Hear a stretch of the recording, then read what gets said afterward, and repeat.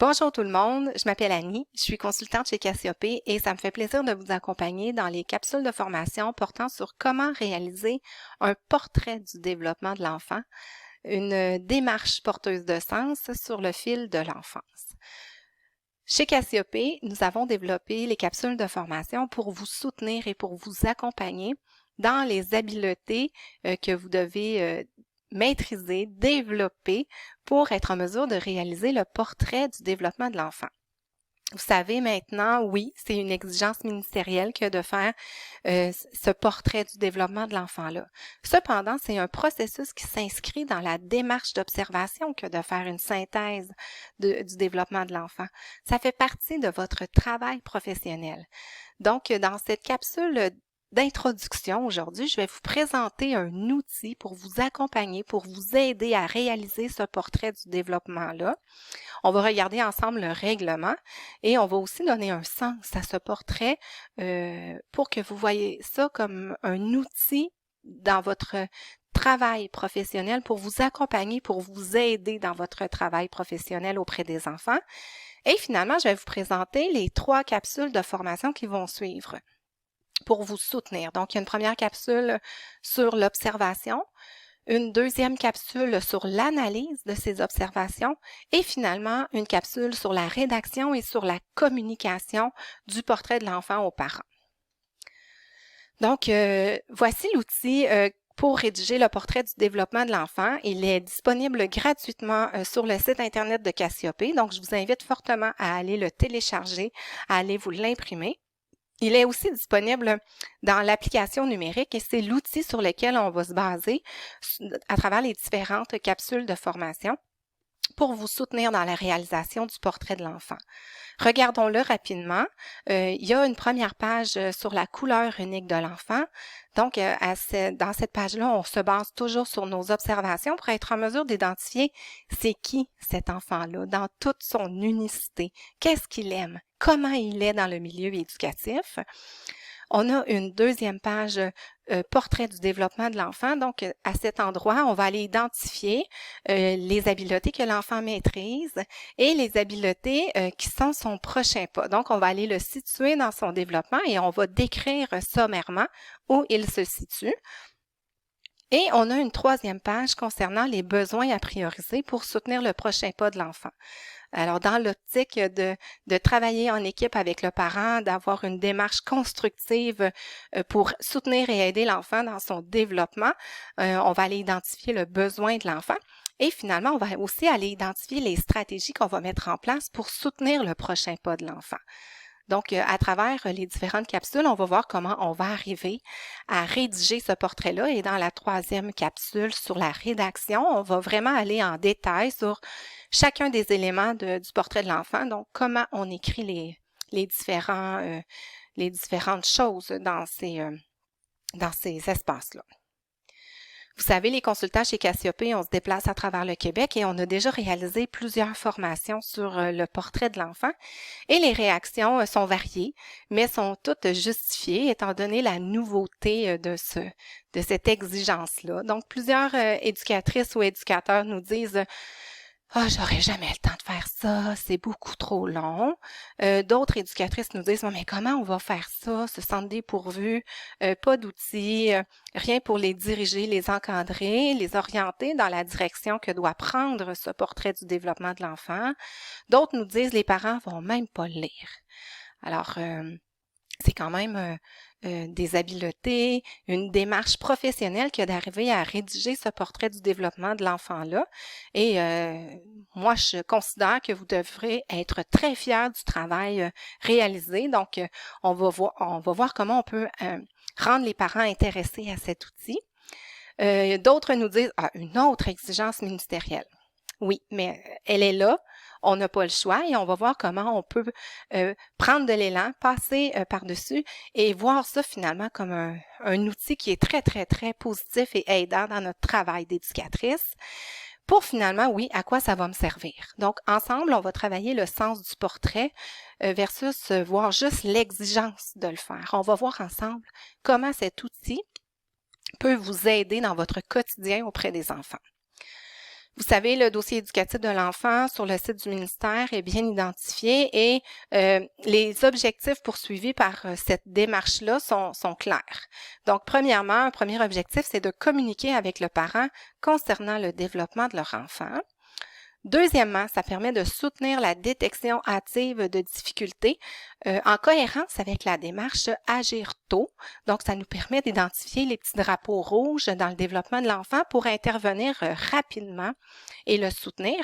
Et finalement, ça permet de faciliter les différentes transitions, dont celle vers l'école.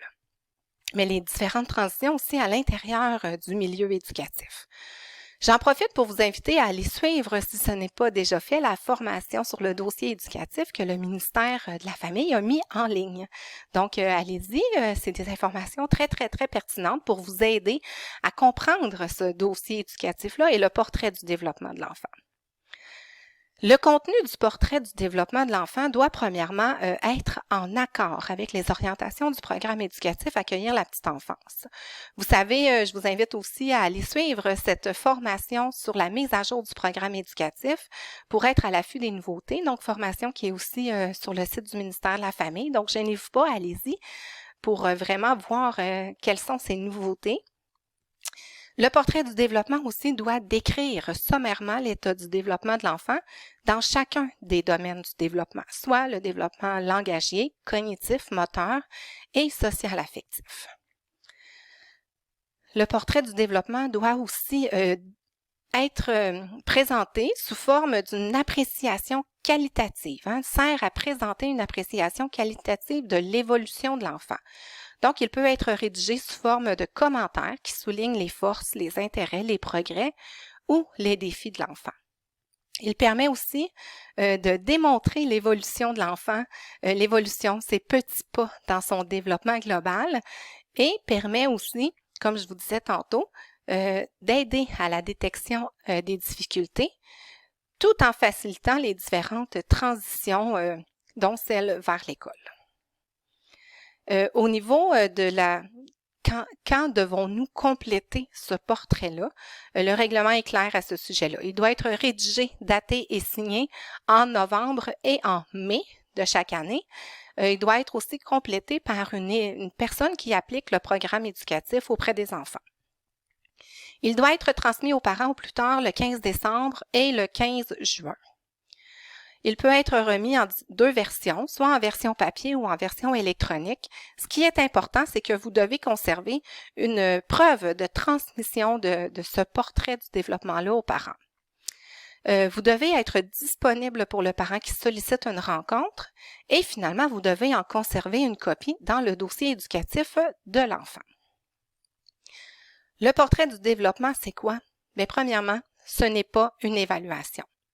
On va plutôt aller consigner des traces. On va aller garder l'histoire de l'enfant. On va aller garder toute l'historique pour identifier l'histoire de son développement, pour identifier l'évolution de l'enfant dans son développement. Donc, toutes ces traces qu'on va garder vont permettre d'avoir un suivi finalement de l'évolution du développement global de l'enfant.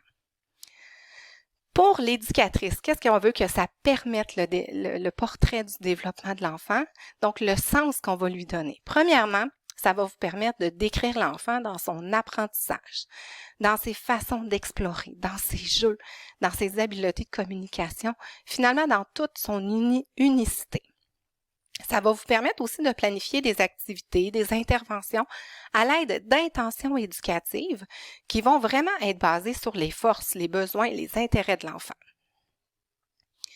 Vous allez documenter les forces, mais aussi les défis de l'enfant pour faire face, dont l'enfant fait face, dans le fond, pour intervenir rapidement selon les besoins de l'enfant.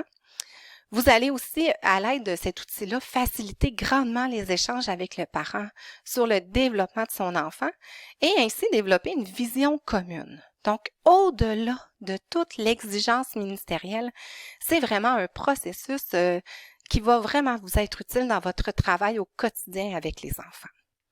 Pour le parent, qu'est-ce qu'on veut que ça permette le portrait du développement de l'enfant? Ça va lui permettre premièrement de mieux voir et de mieux comprendre son enfant à travers la lunette des 4 domaines du développement. et ça va lui permettre de suivre l'évolution de son enfant, de voir comment le développement de son enfant évolue dans le temps. On vous propose finalement 3 capsules de formation pour vous soutenir dans la réalisation du portrait. On va, dans ces capsules de formation-là, poser un regard sur les actions professionnelles qui sont reliées à chacune des étapes que vous devez poser pour être en mesure de réaliser le portrait du développement de l'enfant. Donc, on va aller voir chacune des étapes de la démarche d'observation et toutes les actions professionnelles, ce que vous faites. Poser un regard sur le prochain pas que vous pourrez faire pour être en mesure d'améliorer vos pratiques professionnelles. Dans la première capsule, on va aller voir ensemble la partie d'observation. Donc, la première étape qui est observer, décrire les petits pas de l'enfant. Donc, on va vraiment se baser sur cette première étape qui est vraiment une étape très, très, très importante pour arriver à la réalisation du portrait de l'enfant. La deuxième étape concerne l'analyse des observations recueillies. Donc, comment on va utiliser nos observations pour aller situer l'enfant dans son développement. Et finalement, la troisième capsule portera sur la rédaction du portrait de l'enfant ainsi que sur la communication aux parents. Donc, je vous annonce aussi qu'après chaque capsule de formation, il y aura des documents complémentaires qui vont vous être proposés et qui favoriseront premièrement de poser un regard sur vos pratiques actuelles et deuxièmement, bonifier vos pratiques professionnelles en lien avec chacune des étapes. Donc, pour tout renseignement concernant les capsules de formation, vous voulez avoir les différents outils, les différents documents d'accompagnement, gênez-vous pas, écrivez-nous à info@commercialcassiope.org et ça va vraiment nous faire plaisir de vous accompagner, de vous aider, de vous soutenir dans cette réalisation du portrait du développement de l'enfant.